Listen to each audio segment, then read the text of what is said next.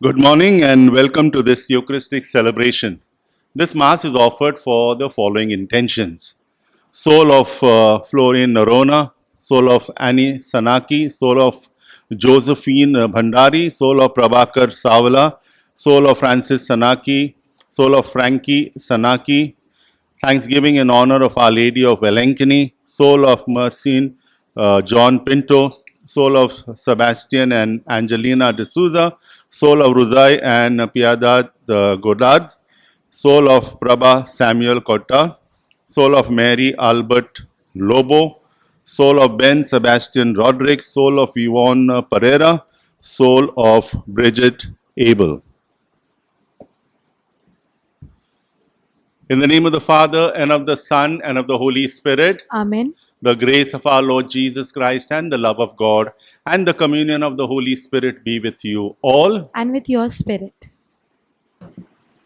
Today, the Church celebrates Justice Sunday with special focus on valuing the dignity of work and protecting the basic rights of workers. As we participate in this Eucharist, let us pray for all workers, irrespective of the work that they are involved in, whether at home, office, industry, in fields, professionals, or any other, that they may be respected and the dignity of work upheld. And now, as we prepare our hearts to celebrate the sacred mysteries, let us call to mind our sins. I confess to Almighty God and to you, my brothers and sisters, that I have greatly sinned in my thoughts and in my words, in what I have done and in what I have failed to do, through my fault, through my most grievous fault. Therefore, I ask Blessed Mary, ever Virgin, all the angels and saints, and you, my brothers and sisters, to pray for me to the Lord our God. May Almighty God have mercy on us, forgive us our sins, and bring us to everlasting life. Amen. Lord, have mercy. Lord, have mercy. Christ, have mercy. Christ, have mercy. Lord, have mercy. Lord, have mercy. We now sing the Gloria.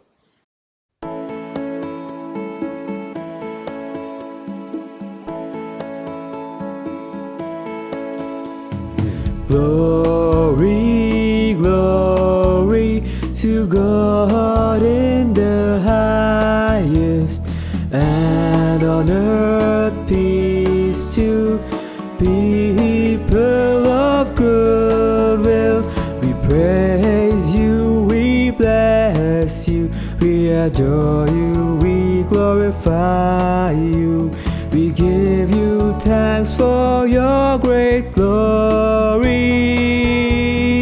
Lord God, heavenly King, O God, almighty Father, Lord Jesus Christ, only begotten Son, Lord God, Lamb of God, Son of the Father, you take away the sins of the world, have mercy on us.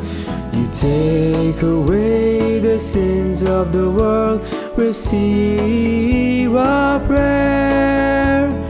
You are seated at the right hand of the Father, have mercy on us.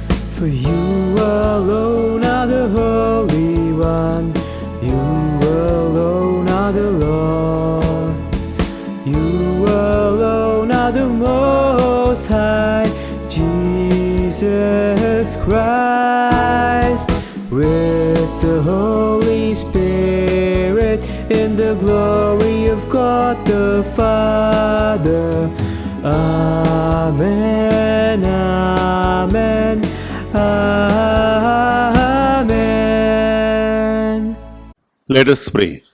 O God, who have revealed that peacemakers are to be called your children, grant, we pray, that we may work without ceasing to establish that justice which alone ensures true and lasting peace.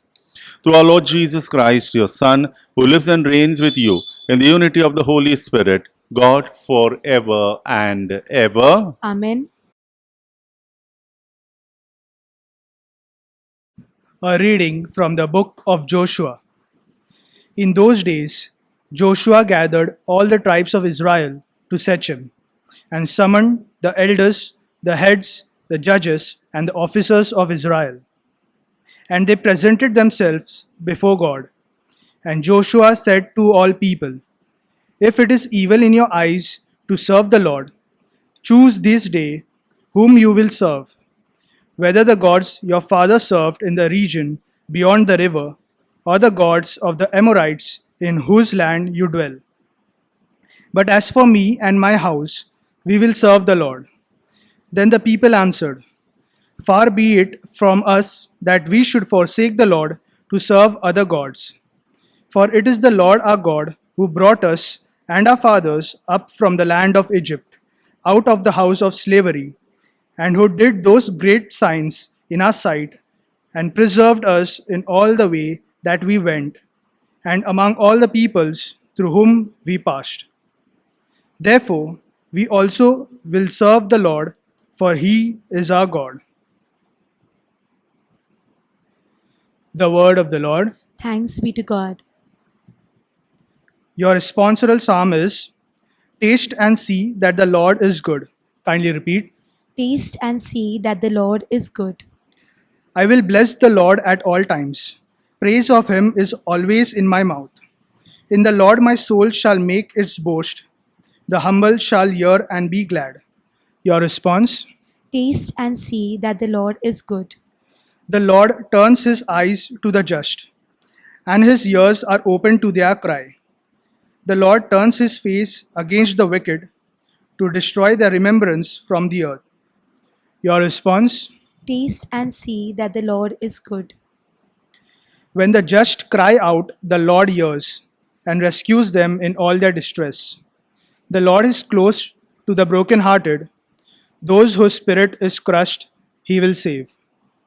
Your response. Taste and see that the Lord is good. "Many are the trials of the just man, but from them all the Lord will rescue him. He will keep guard over all his bones. Not one of his bones shall be broken." Your response. Taste and see that the Lord is good. "Evil brings death to the wicked. Those who hate the just man are doomed. The Lord ransoms the souls of his servants. All who trust in him shall not be condemned." Your response. Taste and see that the Lord is good. A reading from the letter of St. Paul to the Ephesians. "Brethren, submit to one another out of reverence for Christ. Wives, submit to your own husbands as to the Lord. For the husband is the head of the wife, even as Christ is the head of the church, his body, and is himself its Savior. Now, as the church submits to Christ, so also wives should submit in everything to their husbands.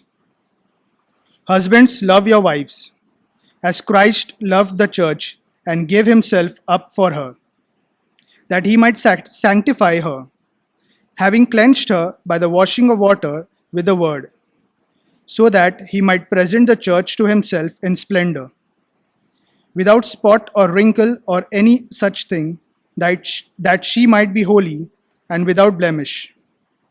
In the same way, husbands should love their wives as their own bodies. He who loves his wife loves himself. For no one ever hated his own flesh, but nourishes and cherishes it, just as Christ does the church, because we are members of his body. Therefore, a man shall leave his father and mother and hold fast to his wife, and the two shall become one flesh. This mystery is profound, and I am saying that it refers to Christ and the church." The word of the Lord. Thanks be to God. Kindly rise for the gospel. Alleluia, alleluia. Your words, Lord, are spirit and life. You have the words of eternal life. Alleluia.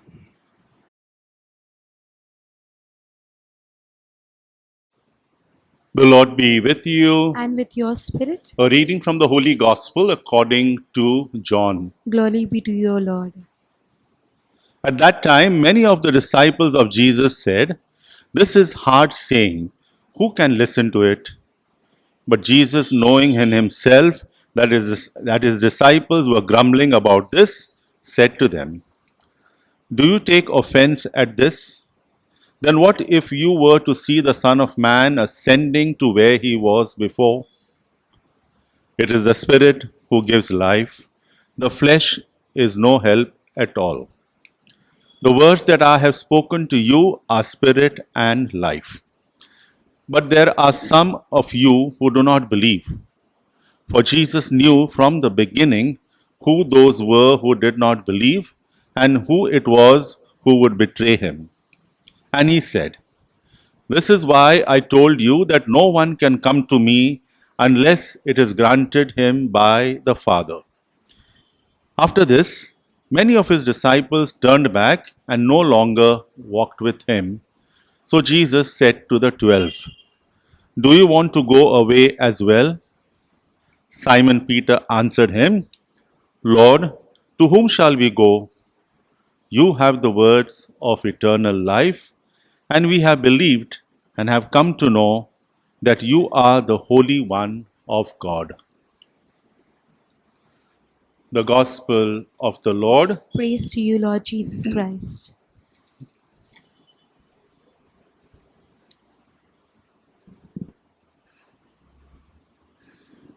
Today we are going to reflect on the last part, the last verses of John chapter 6. And before we come to that last part, I always give you those key concepts, no? Because once you understand those key concepts in that passage, you understand the passage a little better. So, what are the key concepts in today's passage? They are choice and free will. Choice and free will. What is free will? When we say a person is having free will, what do we mean? The power or capacity to choose among alternatives. Okay? What is free will? The power or capacity to choose among alternatives or to act in certain situations independently of natural, social, or divine restraints. Okay, I'm free to choose. That's why I said choice and free will are related. Okay, when I tell you choose, means I'm giving you a freedom. Correct? Free will. It presumes that when I ask you to choose, it's free will. Okay, so these are connected. Indeed, choice is one of the most important thing in human life. All of us will know. God created man a free being. Okay, we know the story of Adam and Eve. Keep that in mind when I'm saying this. Freedom, a free gift of God, is what makes us special among other created things. We all crave to be ourselves. We want to be ourselves. Correct or no? Each one. Fighting for that, independence. I want to be myself. I mean, to exercise the gift of freedom. I want to exercise always the gift of freedom that God has given to me. Freedom is one of the most precious gifts. Okay? Thereby, always longing to choose for ourselves. We want to choose for ourselves. We don't want anyone to tell us what to do. Correct or no? Unfortunately, as I said, God created human beings free beings. Okay, we know the story of Adam and Eve, no? Unfortunately, the very first time humans made use of this freedom to choose, the very first Adam and Eve, keep that story in mind. The first time humans made use of this freedom to choose, he made a very wrong choice that all of us know. In Genesis chapter 3, we read this. Okay? how God gave orders to man and the later chose to do otherwise. Okay, otherwise. Where there is freedom, free will, there is risk. Okay, that is what. God took that risk. It was such a painful one that we were told that God regretted ever creating man. After that fall, God regretted creating man. Genesis 6, 5 to 6 tells us this. I would think that God regretted leaving man free. Yet, he never went back on what he has made to be so. He made man free. He never went back and said, no, now I'm going to, put him into sort of, make him a puppet like, I say and he has to listen. No, he never went back on that. Man remained free. That is what we are told in that story. Thus, in many things we do, including our worship of God, our day-to-day activities, choice must be involved. Correct or no? Every moment of our lives we are making choice, right from childhood. Even a child, small child of 6 months old will make choice. He may not be able to talk, but he is making choices. Very integral part of our lives. In life, we can bear circumstances we choose by ourselves, which means if I choose by myself, then I accept that circumstance. No, if someone else, then you know how much we cry and make you and cry and blame someone else. Okay, if we are forced to do it. Having understood this concept, I hope this concept is clear. Choice and free will. Okay, once we understand this, it's easy to understand today's readings. First reading and the gospel. Let's come to the first reading of today, Joshua. Now, Joshua is asking the Israelites to make a choice between the Lord and other gods. Correct now? First, let us understand the context. The context is now, what has happened is, the Israelites, they started from Egypt. They were slaves, in Egypt. And how God, through his mighty hand, he brought them out of Egypt. Right through 40 years in the wilderness, he worked wonders for them. Okay, so this is the context. And now, Moses was leading them earlier. But now what happened? Moses did not take them into the promised land. He brought them close to the promised land. It was Joshua who, after Moses, led the people across Jordan into the promised land. Now they are all settled down. Okay, they are all settled down there. Now, after settling down there, Joshua now is old. He knows that his end is near. And so now we are told in this chapter that he calls all the tribes, the elders, the heads, the judges and the officers of Israel at Shechem. Okay? He gives them a brief history.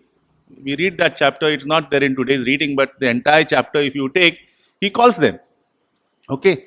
He wants to give them a choice and to ask them something. So first, what does he do? He gives them a history. He reminds them, see, God intervened in history at the time of Abraham, he says. Go back to Abraham. Abraham is their father, no? So, the first time God called Abraham, he brought Abraham to this promised land. He did not settle down there, but God had promised him that this is the land that I will give to your children, your generation, next. They will inherit this. And today he says, you know how God brought you out of Egypt and with his mighty hand, he worked wonders on the way. And finally, he has brought you here and now you are settled. Okay, you are settled now here in this promised land.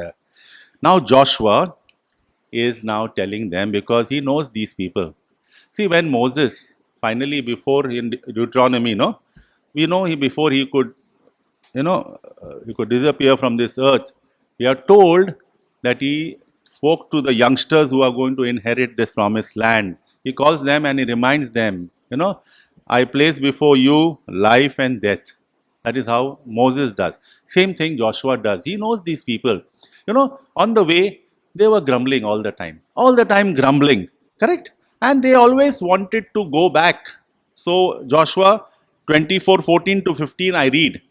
Now therefore, fear the Lord and serve him in sincerity and in faithfulness. Put away the gods which your fathers served beyond the river.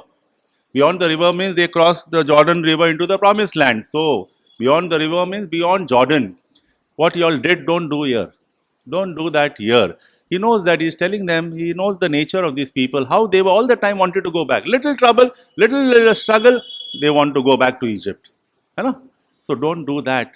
God has done great things for you. So, before he gives them this choice of choosing between the Lord and the other gods, he tells them, he gives them a history, and this is what he tells them. Now therefore, fear the Lord and serve him in sincerity and in faithfulness. Put away the gods which your fathers served beyond the river and in Egypt, and serve the Lord. Serve the Lord who brought you out of Egypt. And if you be unwilling, now here is what he comes to. And if you be unwilling to serve the Lord, choose this day whom you will serve, whether the gods your fathers served in the region beyond the river, or the gods of the Amorites in whose land you dwell. See, when they came to this promised land, they were not the only people. There were others who were worshipping other gods. So now they are exposed to this. So he knows the danger. These people always will go back. So he's warning him. Now you see the context. So he's telling them, now you choose. Make a decision. Make a decision. Very important. Otherwise you'll go back, I know. So then, are you going to serve the Lord? Or are you going to serve your father's gods or the gods of the Amorites? Joshua is asking them to make a conscious decision. Conscious choice. So this is the word choice. He is aware what might happen in the future. He tells them, I'm giving you a choice. I am asking you now make a decision, because he was their leader, no? They considered him as the leader. So he's asking them, make a choice. And then he tells them, you make a choice, but I have made a choice. As far as for me, he says, and my house, we will serve the Lord. That is what Joshua tells them. See, you all decide today what you want to do. But for me and my household, we will serve the Lord. So this is the context of the first reading, making a choice. A similar thing we will see in today's gospel. What does the gospel? We know that Jesus in today's gospel wanted everyone who would be his followers to make a choice. Correct?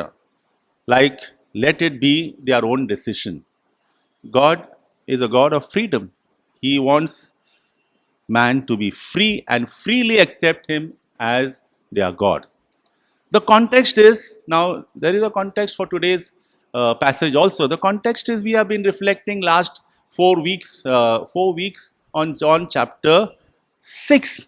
Jesus is the bread that has come down from heaven. This is what we read, no? After that miracle of the multiplication of the loaves, when they went across, they were searching, and Jesus said, do not work for bread that perishes, but work for bread that gives you eternal life. Correct? Remember this? Jesus is the bread that has come down from heaven. Jesus says, I am the bread that has come down from heaven. Anyone who eats this bread will have eternal life. That is what Jesus is telling them. Verse 51, I am the living bread which came down from heaven. If anyone eats of this bread, he will live forever. It's a recap. Huh? And the bread which I shall give for the life of the world is my flesh. We read last time, no? Is my flesh. They say, now how do people react now? They are saying, this man, we know this man. He is the son of Joseph. How can he say that I am come from heaven? You see, now they are, sort of confronting him. You are saying you have come down from heaven. We know you. We know your father. We know your mother. We know your brothers. We know your sisters. And you are saying I am come from heaven. But Jesus replies, truly, truly, I say to you, unless you eat the flesh of the Son of Man and drink his blood, you have no life in you. He continues with his teaching. He doesn't say now, no, okay, you are not accepting and I will change my teaching. No. He who eats my flesh and drinks my blood has eternal life, and I will raise him up on the last day. You see, he continues. This is the teaching that I am giving you. Now we'll have to understand what it is. For my flesh is food indeed, and my blood is drink indeed. He who eats my flesh and drinks my blood abides in me, and I in him. So what is he saying? That I am the bread. See what happens when we say, in normal language, what we eat becomes nutrition for us. Correct or no? It becomes us. It doesn't remain bread in our body. What happens is when we eat things, the vitamins and the other nutrients, they give us energy. They become part of us. That is what gives us, So he says, similar thing, that I will abide in you. If you eat my flesh and drink my blood, I will abide in you. I will become one in you. And that is what the church believes. I told you last time the church believes about the real presence of Jesus. So when I'll come to that. As the living Father sent me, and I live because of my Father, so he who eats me will live because of me. He says, if you eat my flesh and drink my blood, you will live because of me. What is life? Eternal life.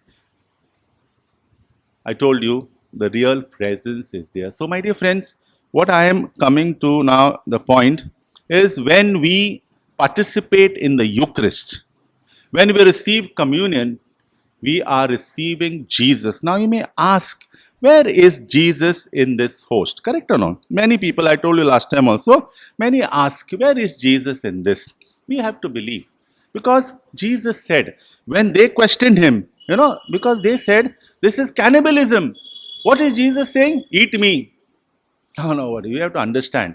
He also said, I want to be one with you. I want to abide in you. So this bread is not ordinary bread. He becomes one with us at the Eucharist, especially at the time when we receive him in the communion.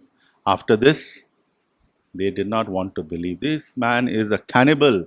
He is telling us to be cannibals, wanting to eat flesh. So they are at different level. They are not understanding. Jesus tried his best to explain to them, but they are not understanding. Okay. So what does Jesus say now? Many of them are leaving. Jesus said, he did not go back to his statement. Sir, they are leaving now. Slowly they are leaving. When after the miracle, so many thousands came to him. 5,000 were fed, and all of them were following Jesus. Now one by one, everyone is leaving. Jesus does not say, hey, wait, let me change. Okay, you have not understood. No, he says, no. Unless you eat my body, eat my flesh and drink my blood, you will have no life. So now, as they are leaving, Jesus is turning to the 12. We are told in verse 67, Jesus said to the 12. Okay, now they are his closest. They have been with him for a long time, and he hopes that they have understood. Correct? So he turns to them and says, do you also wish to go away? You see the question, straightforward question, no? Many are leaving, and Jesus is taking this risk because he wants them to freely follow him. Not because he is his guru and no, he wants them to be free. Freely choose me. So he is giving them a choice, like how Joshua did. Jesus is telling them, you also want to leave? In other words, he is asking the question, but he is saying, if you also want to leave, no problem, you can leave. Correct or no? So he is putting this question to them. He is giving them the freedom to make a choice. Simon Peter, patron saint of, they say, spontaneous tongue. I call him the patron saint of spontaneous tongue. But he has got sincerity. Spontaneous tongue sometimes is what comes from the heart straight away, So he is answering once again in spontaneity. Immediately he says, Lord, to whom shall we go? You have the words of eternal life. And we have believed. He says, he speaks for everyone, And we have believed and have come to know that you are the Holy One of God. We are not going to go anywhere. We know that you have the words that give eternal life. So eternal life was what Jesus was talking about. When this bread that has come down from heaven, if you eat this bread, you will have eternal life. Your ancestors, your forefathers, they ate that bread, they died. But anyone who eats this bread will not die. We believe, Lord. We believe. We believe in every word that you speak. The word should become part of our lives. Correct? Jesus is not only the spoken word, he is the word. Okay. Now this is what I'm coming to. When Jesus says, no, eat my flesh and drink my blood, he's the word. My words are spirit and life. That is what he says in this passage. My words are spirit and life. What he's saying is, I am not only the spoken word, I am the word. Now, where do we get this? John begins his gospel, chapter 1, with these words. In the beginning was the word, and the word was with God, and the word was God. And the word was God. He was in the beginning with God. All things were made through him, and without him was not anything made that was made. That means everything was made through him. He is the word. He is not only the spoken word, but he is the word. And this word existed before the creation of the world. Psalm 119 verse 105 tells us, Thy word is a lamp to my feet and a light to my path. So Jesus is not only the spoken word, he is the word.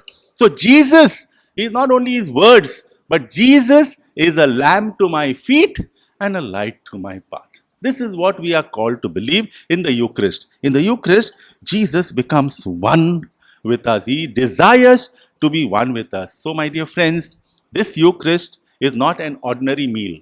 Don't eat this as an ordinary bread. Some of them may say it is very bland. Okay, so I'll make some chutney and sauce next time. No, for you to know. No, it is not like that. We don't go for that taste, but it is real Jesus that we are receiving. This is the faith that we are called to have. The real presence of Jesus, that Jesus comes and abides in us and he wants to be one with us. Correct? So Jesus is coming to us, body, blood, soul and divinity. Nowadays, we don't receive communion, but in that prayer act of spiritual communion, what do we say in that act of spiritual communion? I believe that you are present in the most holy sacrament. I love you above all things, and I desire to receive you in my soul. Since I cannot at this moment receive you sacramentally, come at least spiritually into my heart. Correct? No? I embrace you as if you are already there. So, after this, say, what is that? So spiritual, we were just walking in and receiving. This has helped us to understand the real meaning of communion, no? Come at least spiritually into my heart, embrace you as if you are already there, and unite myself wholly to you. You see, this is what should happen at communion. Never, and that last line is very important. Never permit me to be separated from you. This is the act of faith that we are supposed to make. And I feel that even after we come physically, in this, to receive this communion, we should modify this prayer a little bit and say it before. When we were little children, we used to always sing that hymn, no? After receiving communion. Soul of my Savior, body, all those, no? That kind of. Because we used to always say that Jesus has entered into my life. And that's why I remember as a child, after coming back from communion, we had to kneel down and we had to sing this. So let us thank the Lord for sending Jesus to us, who is the bread of life. Amen. We will now make our profession of faith. I believe in God, the Father Almighty, creator of heaven and earth, and in Jesus Christ, his only Son, our Lord, who was conceived by the Holy Spirit, born of the Virgin Mary, suffered under Pontius Pilate, was crucified, died, and was buried. He descended into hell. On the third day, he rose again from the dead. He ascended into heaven and is seated at the right hand of God, the Father Almighty. From there, he will come to judge the living and the dead. I believe in the Holy Spirit, the Holy Catholic Church, the communion of saints, the forgiveness of sins, the resurrection of the body, and the life everlasting. Amen. Like Joshua and the tribes of Israel, we choose to serve our God, who never deserts us and listens to the prayers we make, especially for his blessing on the work of our hands. Our response will be, Lord, hear our prayer. Kindly repeat. Lord, hear our prayer.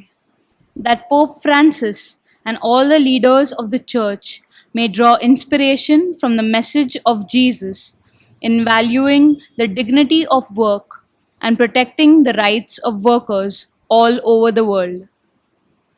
Let us pray to the Lord. Lord, hear our prayer. That all those governing the state and civil society may be sensitive towards the high unemployment and underemployment while creating and implementing policies that help the needy, the marginalized, and the least. Let us pray to the Lord. Lord, hear our prayer. That workers all over the world may be blessed for the work of their hands as they work diligently and enjoy the fruit of their labors with just wages and good health of body, mind, and soul. Let us pray to the Lord. Lord, hear our prayer. That all of us may respect our own work and every worker, irrespective of their efforts, and treat everyone with kindness. Let us pray to the Lord. Lord, hear our prayer. That all those who are selflessly working during the pandemic may be protected from all harm.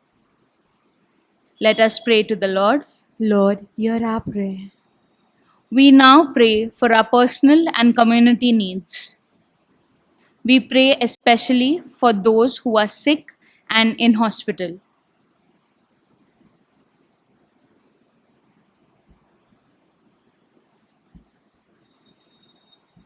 Let us pray to the Lord. Lord, hear our prayer.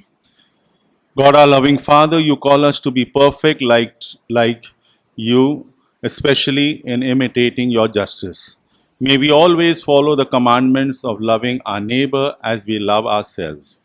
Bless us as we walk the path of your Son, who lives and reigns with you forever and ever. Amen.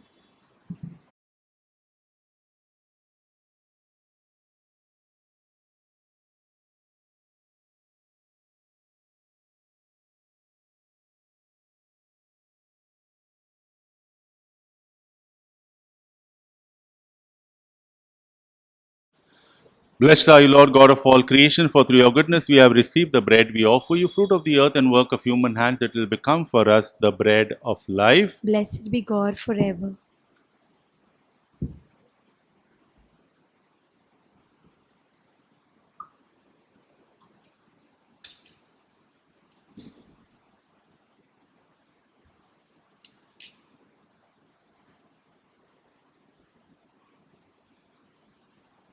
Blessed are you, Lord God of all creation, for through your goodness we have received the wine we offer you, fruit of the vine and work of human hands. It will become our spiritual drink. Blessed be God forever.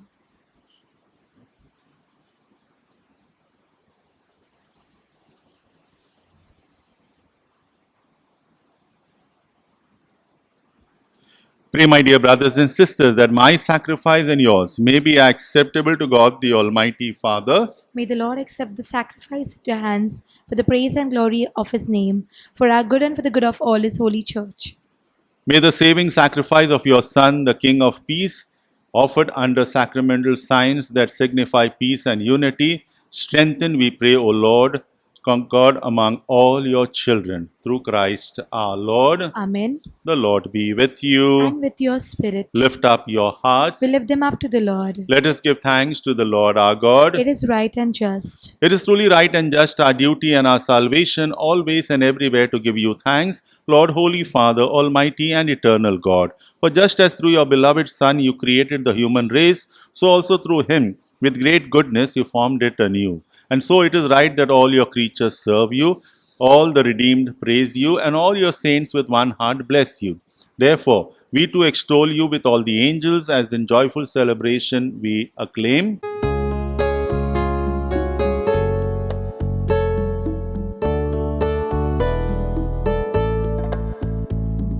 Holy, holy, holy, Lord God of hosts. art thou full of your glory. Hosanna in the highest, Hosanna in the highest, Hosanna in the highest.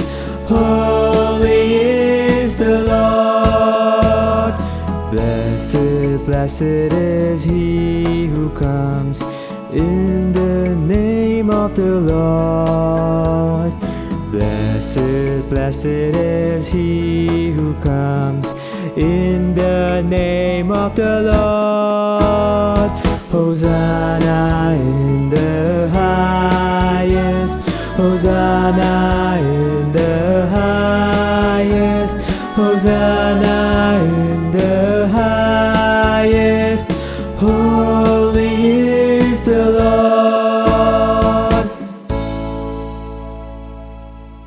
You are indeed holy, O Lord, the fount of all holiness. Make holy, therefore, these gifts, we pray, by sending down your Spirit upon them like the dew fall, so that they may become for us the body and blood of our Lord Jesus Christ. At the time he was betrayed and entered willingly into his passion, he took bread, and giving thanks, broke it, gave it to his disciples, saying, Take this, all of you, and eat of it, for this is my body, which will be given up for you.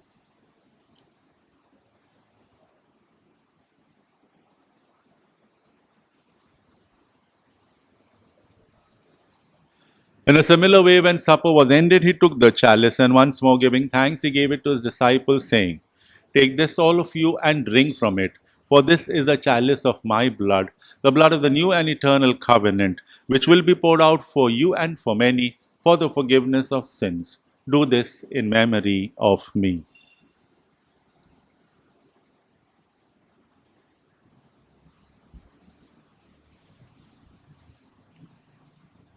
The mystery of faith. When we eat this bread and drink this cup, we proclaim your death, O Lord, until you come again.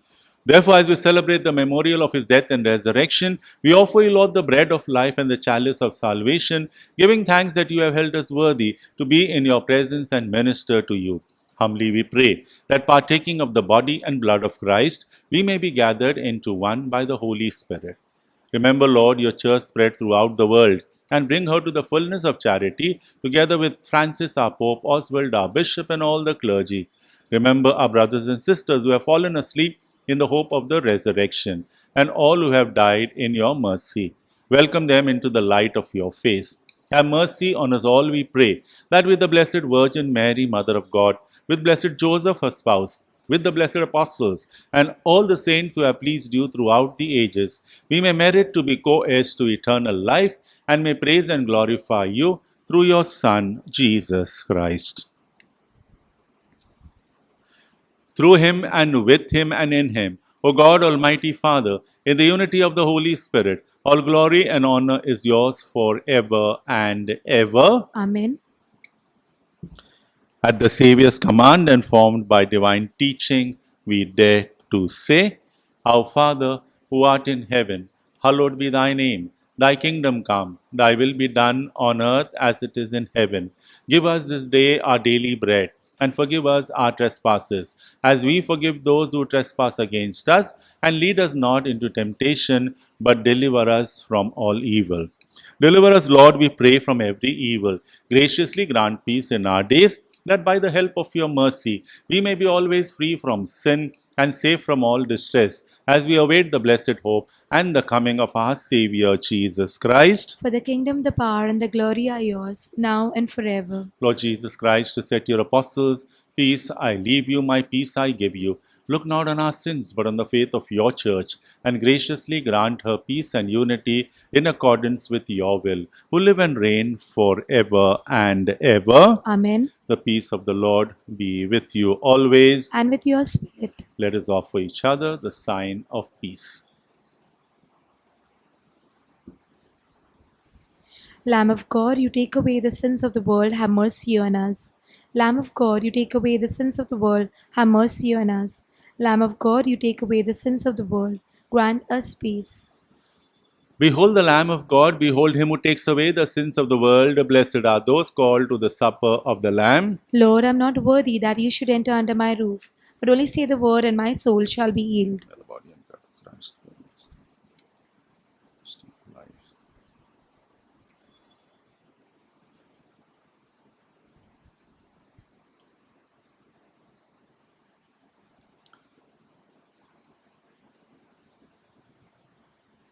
An act of spiritual communion. My Jesus, I believe that you are present in the most holy sacrament. I love you above all things, and I desire to receive you into my soul.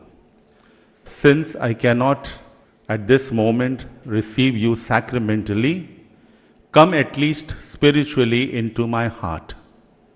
I embrace you as if you were already there, and unite myself wholly to you. Never permit me to be separated from you. Amen. Let us pray. Bestow on us, we pray, O Lord, the spirit of charity, so that sustained by the body and blood of your only begotten Son, we may be effective in nurturing among all the peace that he has left us, who lives and reigns forever and ever. Amen. The Lord be with you. And with your spirit. May Almighty God bless all of us, the Father, the Son, and the Holy Spirit. Amen. Go in the peace of Christ. Thanks be to God. Prayer for relief from the coronavirus. Almighty and merciful God, who show your love to all creation everywhere, hear graciously the prayers we make for all those affected by the coronavirus in various parts of the world. We come before you asking for an efficacious control of the outbreak, for a healing of those affected, for the victims and their families. We thank you for blessing the efforts of our research scientists working on the development of a vaccine. We pray that these vaccines will be effective in combating the virus and its mutants, and in controlling the spread of the pandemic. We pray that the vaccine be available for all our people, even the poor and those in rural areas. We pray for doctors, nurses, and health workers who are in the front line of this battle, that they be kept safe and have the strength and courage to continue their heroic efforts. We pray for the government and health authorities that they take appropriate steps for the good of the people. We make this prayer through Christ our Lord. Amen.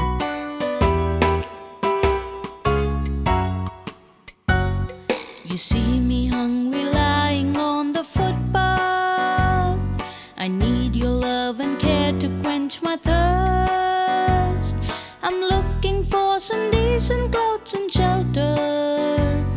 Oh, see the state I'm in, the very worst. You find me in the hospital so weary, imprisoned by my loneliness so great, the victim of man's cruel exploitation. How can you ever leave me to my fate? Whatsoever you do to set your brother free, whatsoever you do to end his misery, whatsoever you do to bring him liberty, whatsoever you do it unto me. Perhaps you'll help to find me some employment, or say a word to calm my anxious fears. Be brave to fight with me against injustice, or sit by me and lend a listening ear. At times I need a word of consolation, the joy of seeing you standing by my side. I promise that your love will be rewarded. Oh, come, you blessed and in heaven abide. Whatsoever you do to set your brother free, whatsoever you do his misery. Whatsoever you do to bring him liberty, whatsoever